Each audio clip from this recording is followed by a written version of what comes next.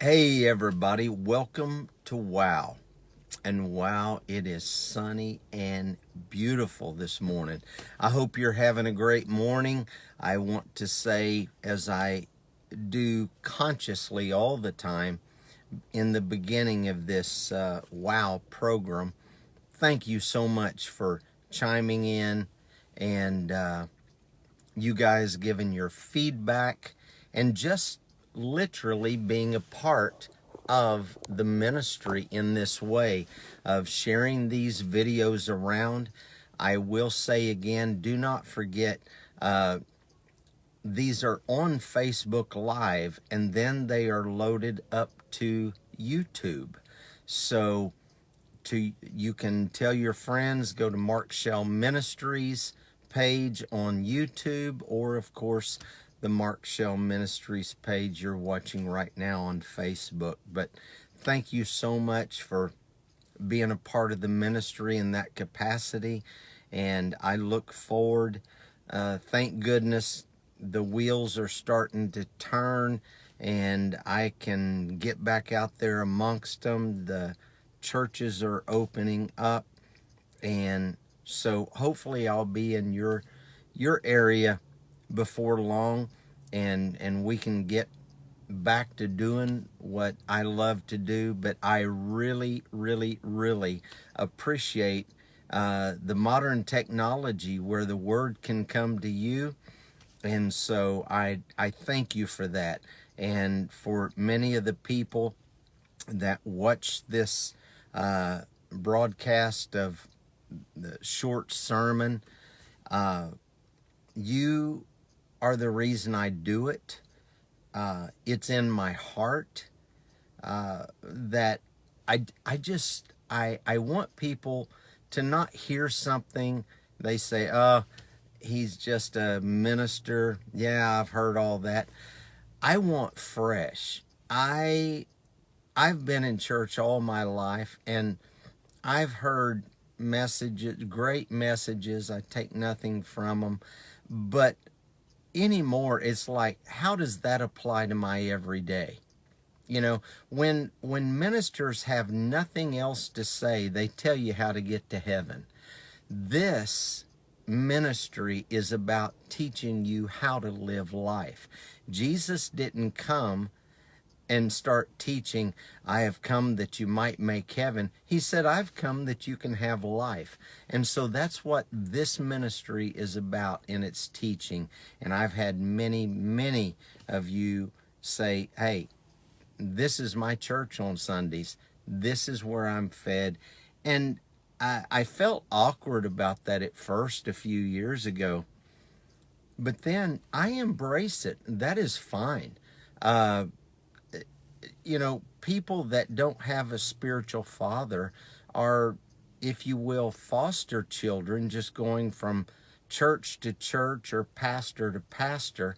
But when you're adopted into a ministry, you you are willing to listen and be corrected in your thinking, willing to be celebrated and encouraged to go beyond the spiritual father or the spiritual mother who is teaching you.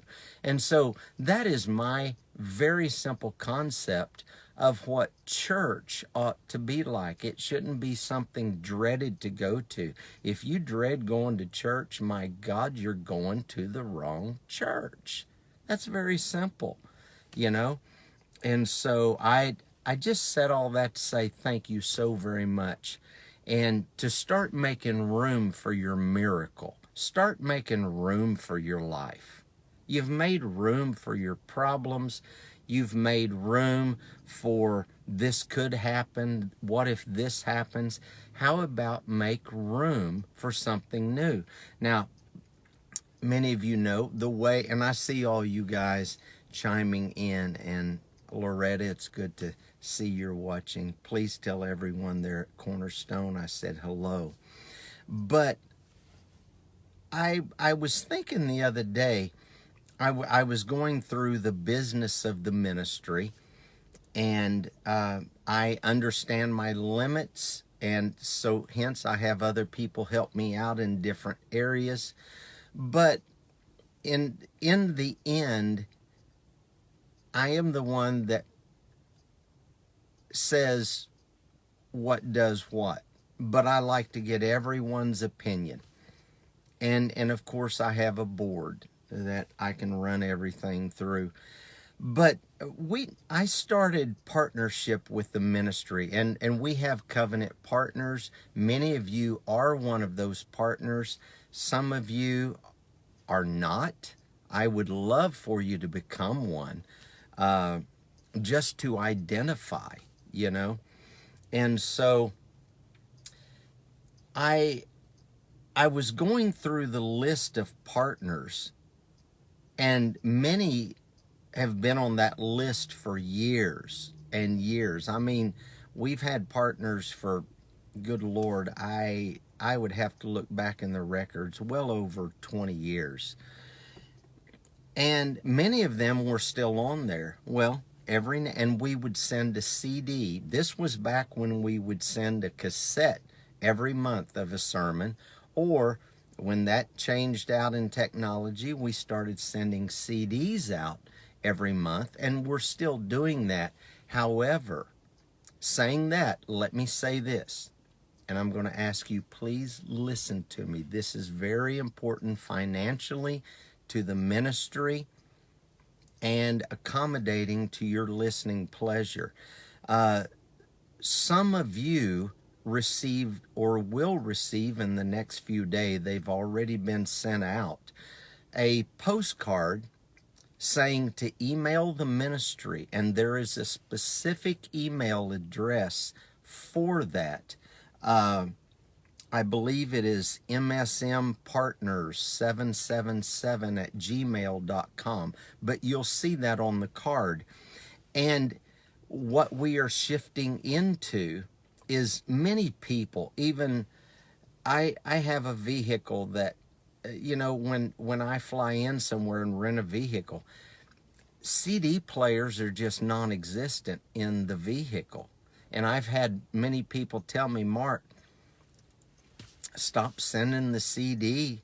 And the CDs, I'll just be straight up with you, the CDs run almost $1 a piece. The labels that attach on them, the envelopes they go into, they're almost $1 to ship them. It's over $2, which, well, Mark, it's just $2. Yeah, but when you do that for a lot of people every month, and then you get some back in the mail because they've moved, didn't say anything, whatever, that's fine. I understand.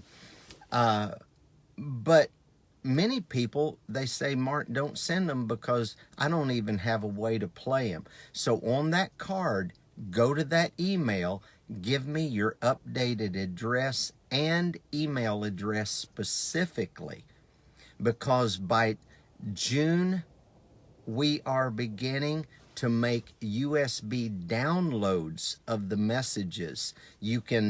We will send you, you will have a link you can go to in a specific time period every month and download the latest partner message. Now, if you still want the CD, we will be more than happy. Whatever makes you happy, as long as you're listening. But if you want that USB or that link to download your message, please email that address, msmpartners777@gmail.com, and just say, here's my email. Boom. That's all you got to say. It is a quick thing, but that email address will be logged into our system, and we'll know who wants the link every month to download it. So anyway, that's going to be a good thing. And so if you'll do that. But in all of that, I started thinking, I started going through that list, and I thought, I haven't heard from this person in years. And it doesn't mean, oh,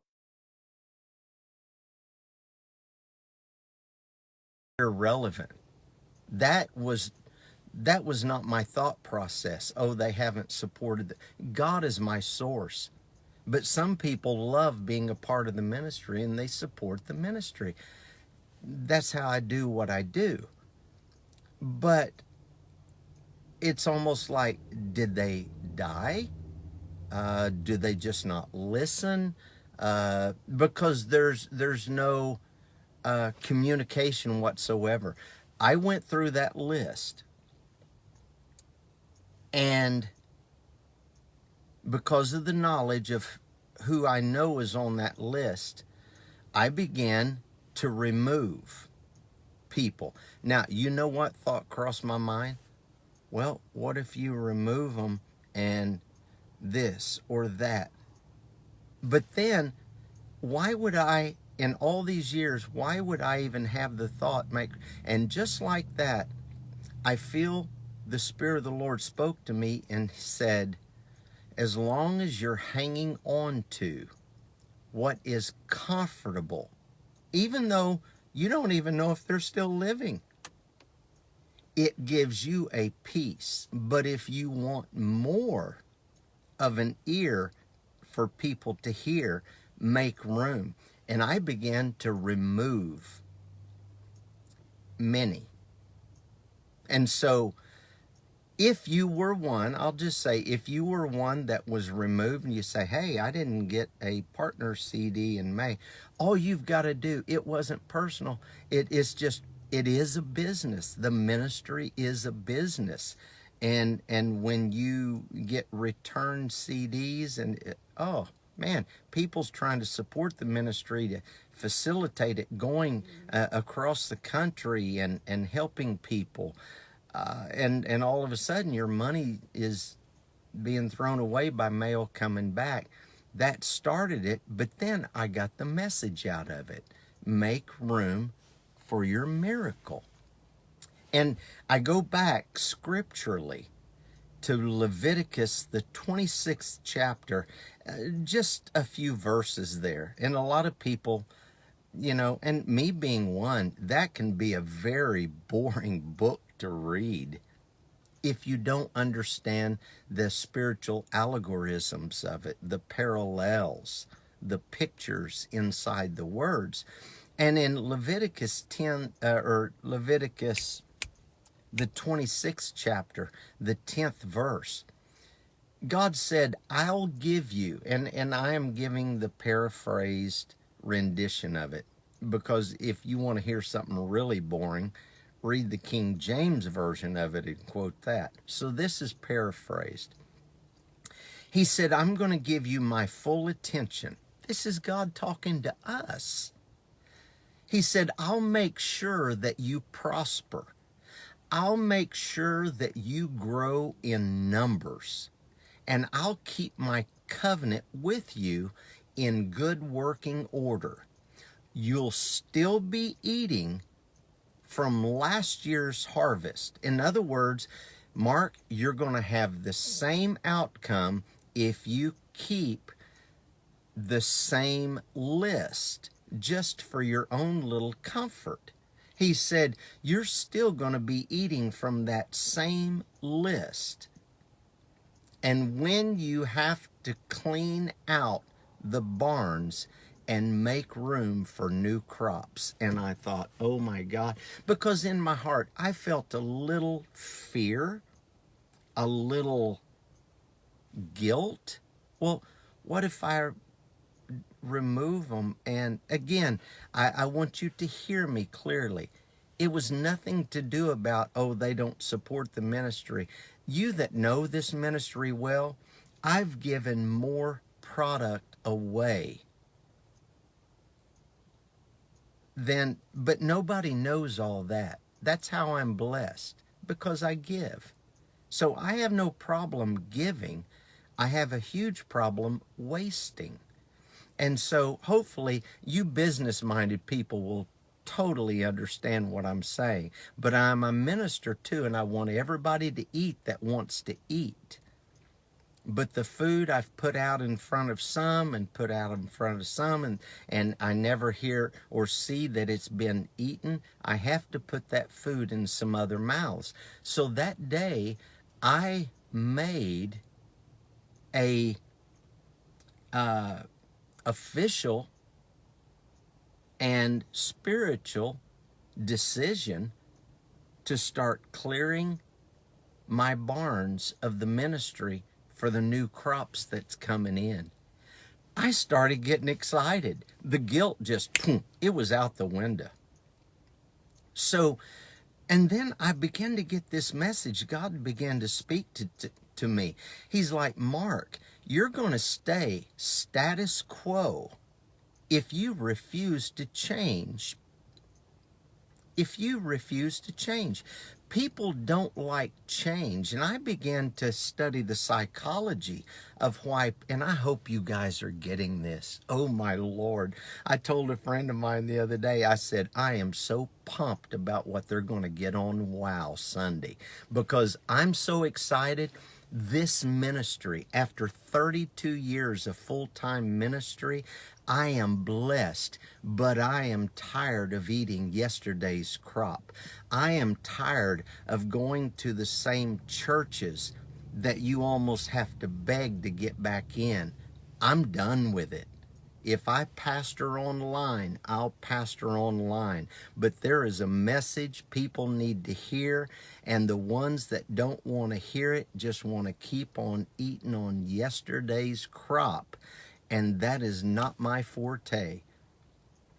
And again, I am very excited. If you want to go with me, let's go. If you don't, I love you, and I'll reach back for you, but I'm not going to stop and look back. I'm going to keep looking forward. So grab my hand and let's go somewhere. And he said, I don't want you considered status quo. I don't want you to be this year where you're going for next year. And I don't want you to look back next year and say, oh, this year, thank you, Lord, it was about the same.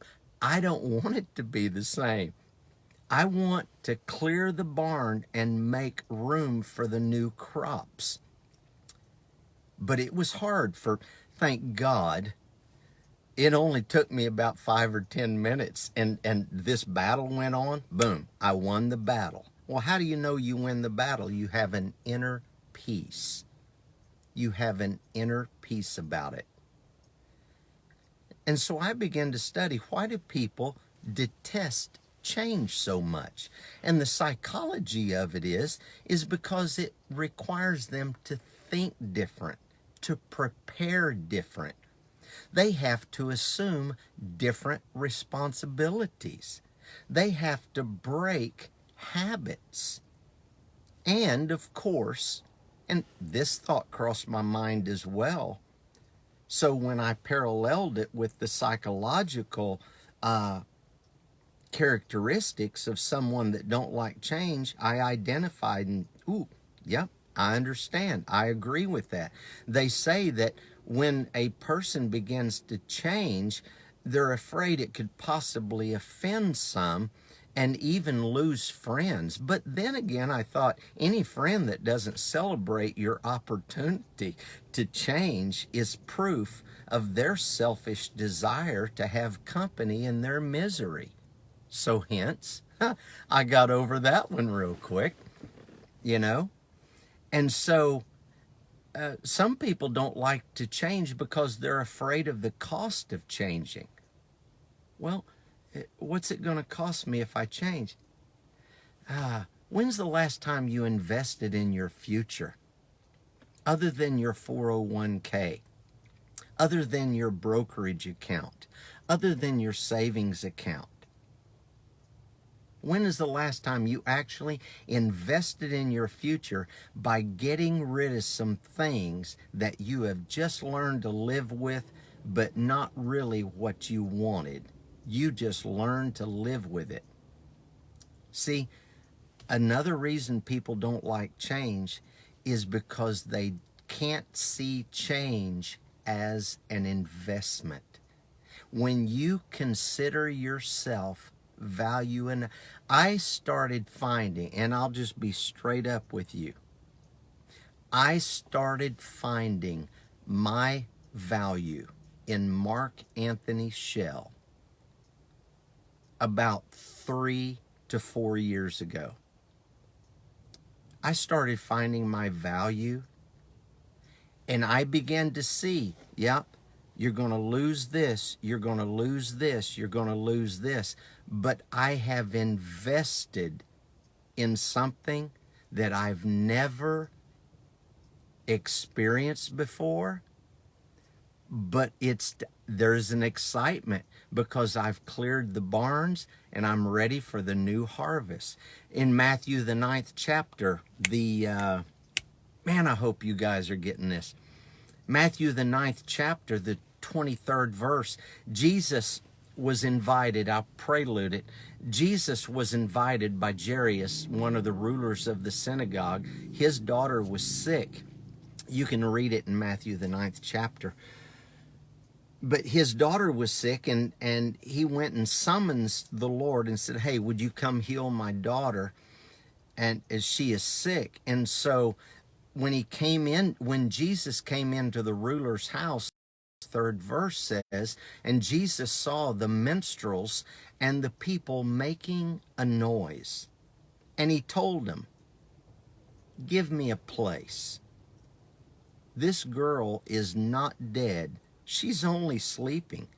And they laughed at him. Now, here's people who didn't like what was going on, but they laughed at that minister that got on Facebook and said, get rid of some stuff.